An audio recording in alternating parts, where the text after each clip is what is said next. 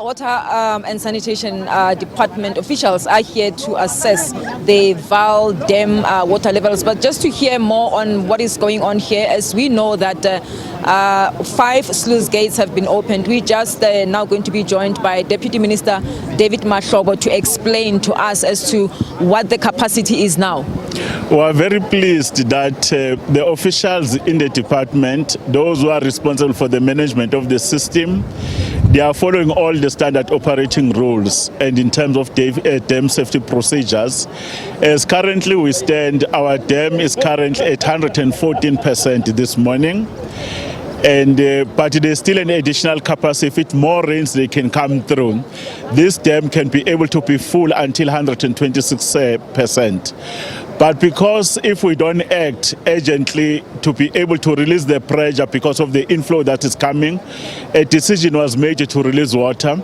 As we stand here right now, 5 sluice gates are opened. Because this dam, you can only allow water to come through the sluice gates. You open it up.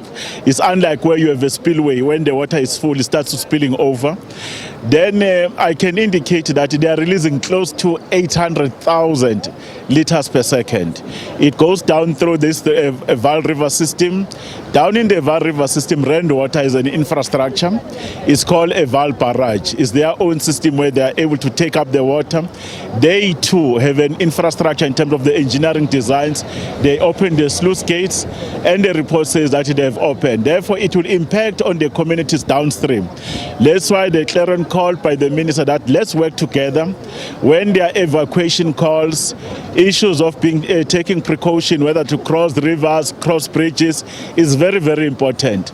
And it's more of a control system. But those who are staying within the Vaal system, they must know there are other small rivers as the water is coming from all over.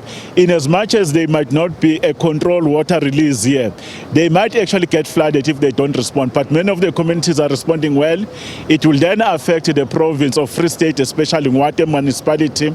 It will affect the municipalities in the northwest, especially because we have a dam they call Molemo-waOne Dam. It's also full as we speak right now. And we have been in a position to look at it around 816 percentage in terms of full. Then it will affect Northern Cape, Kimberley, then also the international countries, which is Namibia, because this is where the Vaal River system, when it comes together with the Orange. We are going to continue with this thing because we are going to continue to have rains. We can see various provinces continue to receive rains, and therefore if water is coming from KwaZulu-Natal, Mpumalanga, it rains, Free State, it can still affect this particular system. Therefore, that cooperation will be important. But then there are issues of people who are having dams in their own areas where they are. Let them monitor the dams, ensure that they coordinate their work in terms of their releases and flow, whether privately owned dams or the dams owned by municipalities. Ensure communities are informed. But if anything wrong happens on their infrastructure, they will have to take full responsibility in terms of the laws empowering the minister, including the possibility of prosecution. Is there possibility of more gates being opened? At this stage, we have not made that determination.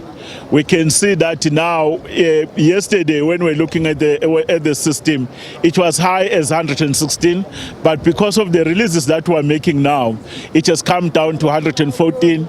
The more we release the water, it will come down.